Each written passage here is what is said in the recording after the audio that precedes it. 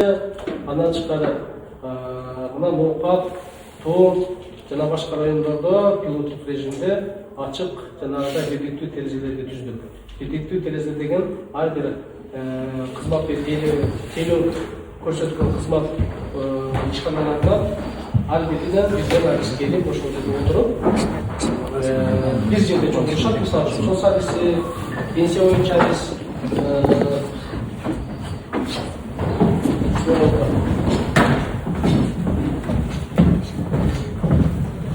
соц адиси болобу, жер адиси болобу, архитектор болобу, жана башка адистердин баардыгы бир залда, бир жерде отурушат, бирден өкүлүп.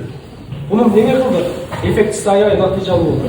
Мисалы үчүн апам небересине көйлөк алыш керек болуп калды. Биз жерге барсак, көйлөк алыш үчүн учетубуз жок экен, бул жерге туруңуз деди. Ал жерге барса, тигин алып келиңиз деди. Ал жакка барса, үйүңүздүн документи жок экен деди. Ал жерге барса, тиги жактан доверенность керек экен, ишеним кат деди. Бул жерге барса, кызыл китеп алып келди. Апам бир айдын ичинде 5-6 жанагы кызмат көрсөткөн органдарга барып, жадап, нааразы болуп, анан үйүнө кайткан күндөр болуп атат. Ошондой болбош үчүн мамлекеттин эң биринчи максаты бул карапайым ар бир биздин жаранга ыңгайлуу шарттарды түзүү.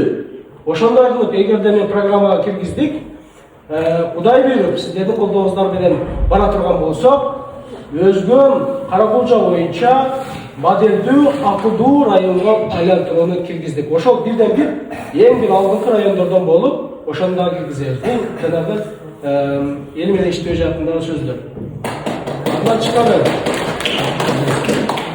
Андан тышкары, мына эжекем айтып кетти, эң бир менин программамдын башында эң чоң блок бул билим жааты. Билим жааты өтө оор абалда. Японияны алабызбы, Кореяны алабызбы, башка мамлекеттерди алабызбы, качан гана коомдун, элдин билим ан сезими жогору болгон учурда ошондо өлкө, мамлекет өнүгөт. Бир гана бизде жарандар, окуучулар, жаштар, улуулар болобу билим алган учурда гана татыктуу билим алып, татыктуу кадрлар чыгып, врач болобу, мугалим болобу, жер адиси болобу, мыкты адис болуп чыкмай сайын бизде баягы койчуманын таягы болуп келе берет. Ал үчүн мына кече жакын 12 жылдык киргизип койду бир ичкен тестте. Ошо кандай болду? Көрүп атасыздарбы? Окуучулардан, балдардан сурап атасыздарбы? Башыңызды чайкап калдыңыз, сәл жакшыңыз өшөйт, Мен билем аны ичке. Тилекке каршы 12 жылдык өтө шашылыш өтүп алды. Биринчиден мугалимдер излей эмес. Аларды эч бул дегенде 1 жыл 6 ай даярдап, программаларды өзгөртүүнү киргизип, китептерди чыгарып, ата-энелерден чогултмастан, ошолордун баарын даяр болгондон кийин этап менен керек болсо биринчи бир райондо пилоттук режимде текшерип көрүп, эффективдүү жыйынтыгын карап, анан өтсөк болмок эле. Зор калды десе баш алган заман ошол жерде болуп калды тилекке каршы. Мен билим берүү министрлигинде иштеген кадр катары жакшы элем билим жаатында, университет болобу, кадр саясаты болобу, ушундай бир жакшы чоң программаны иштеп чыктык, ошону Кудай буйруса барсак аткарабыз. Кадр саясаты боюнча. Кадр саясаты тилекке каршы жакшы эмес. Жакшы эмес дегеним, мына балдарыңыз менин өзүмдүн 2 бир тууган бүгүндө чет өлкөдө мигрант. Бирөөсү Америкада, бирөөсү Турцияда.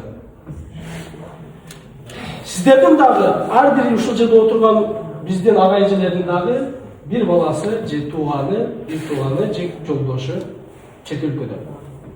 Ошолор салбаткан үчүн биз өзгөнгө барып чай ичип атабыз. Ошолор салбаткан үчүн биз балдарды кийинтирип атабыз. Туурабы? Же туура эмес айтып атабы?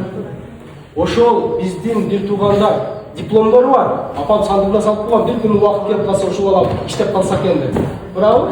Ошол тепсе темир үзгөн, кармаса сындыра билген биздин мулан кыздар, таланты бар, таанышы жоктор, бул жакта жумушу жок, айласыздан чет өлкөгө барып, тишинин кирин соруп, иштеп атып, баласын койбой, жубайын көрбөй, эне атасына чай кыла албай өмүрүн өткөрүп, бирок кайсыса дагы ошол 2 этаж, 3 этаж үйлөрдү куруп, машиналарды жөнөтүп, апаларыма мына үйүнө ысык сууларды киргизип, Бүгүнкү күндө Кыргызстанды көтөргөн акыркы 20 жылда бир гана мигранттар болду. Кандай дейсиздер, туурабы? Бирок мигранттардын үнү угулбай келген.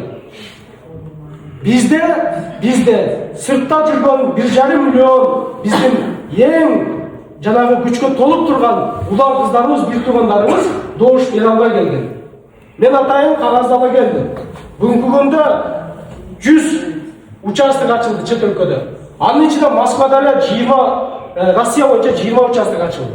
Мурун ар бир биздин бир тууган барып добушун бериш үчүн, мисалы үчүн 14-чү Бакиров Артурга ушул бала жакты таза бала экен деп бара турган болсо, биринчи консулсук учетко туркаттуу, анан добуш бересиң дечиле. Ал үчүн туруш үчүн жок дегенде 3 жол барышың керек эле. Эми андайды Кудайга шүгүр алып койду дагы. Бул жерде инквидинде кандай келип, мектепке кирип, УИКке кирип шайлай турган болсо, ошондой эле паспорт менен кирет дагы УИКке. Баш бармагын коюп, биометрикаден өтөп, эгерде учету каттоосу ушул инквидинден болгон болсо, ошол жерден 10-округтун бюллетенин чыгарып берет. Анан эгерде сиздер, ай балам, бир бала келди, ушул баланы бир көрөлүчү деп турган болсоңуздар, 14-чүдөн берген шайланганга мүмкүнчүлүгү болот. Бул биздин бир туугандар мүмкүндө ошол чет өлкөдө жүрсө, шайланганга мүмкүнчүлүк түзүлдү. Андан тышкары биринчи жаатын айтты. Мына пенсия пособиялар боюнча дагы бир аз адилетсиздиктер бар.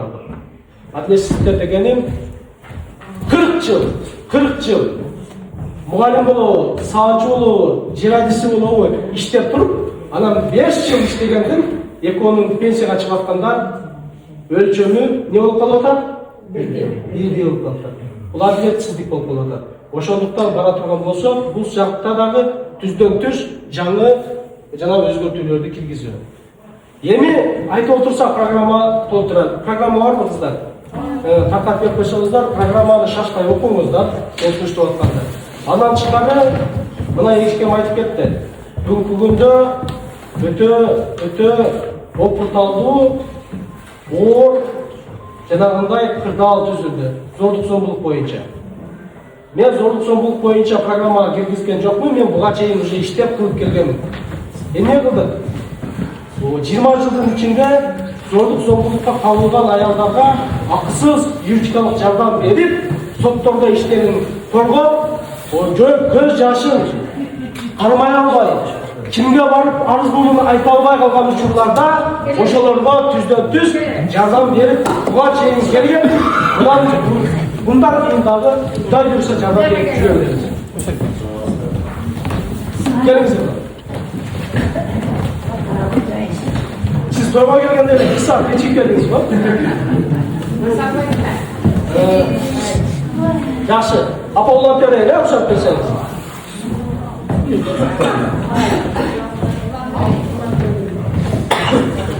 Мен бирle маалымат айтайын.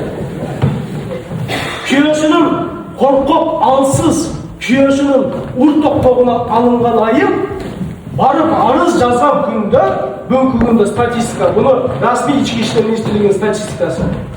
100 арыздан 3-өө гана сотко жетип атат.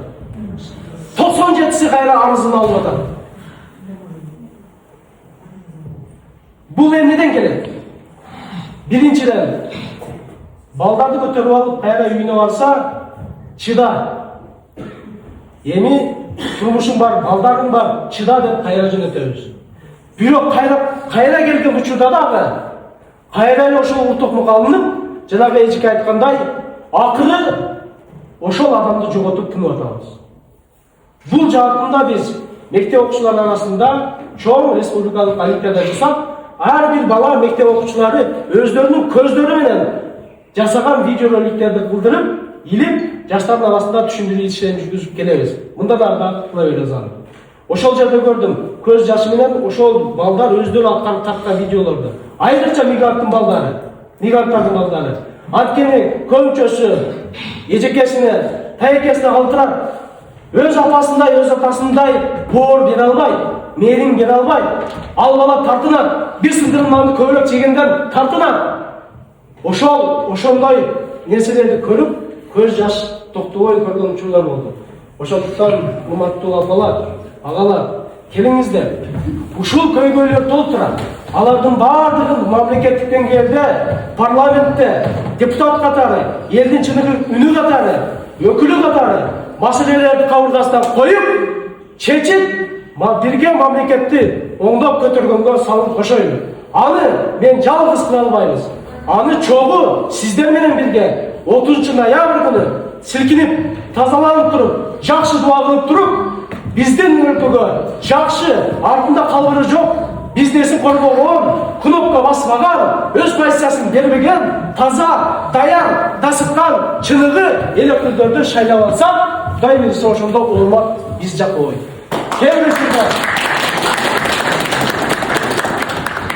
Кээ учурда айрым бир агаларым ушул сөздөрдү четке кагып, барган жерлерде канча сом бересиң деген суроолорду берди.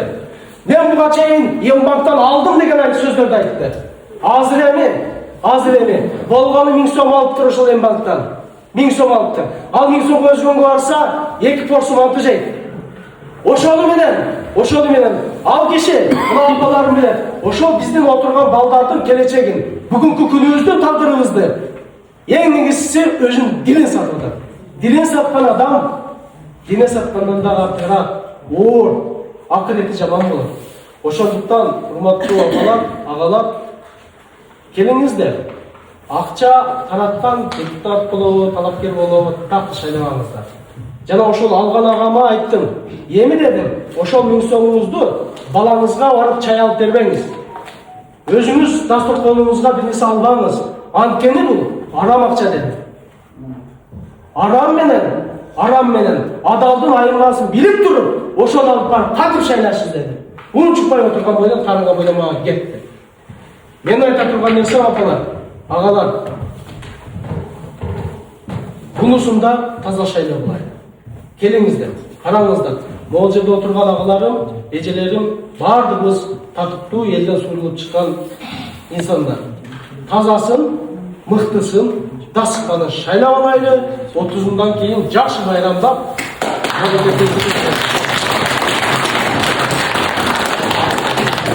кишилерди акча каалабайбызбы? Апа, толгоочулар менен бардык 14 уштан берген полный берип койбой, индивидуальный 100% алып койбойн. Анча агаларыма да бергиле.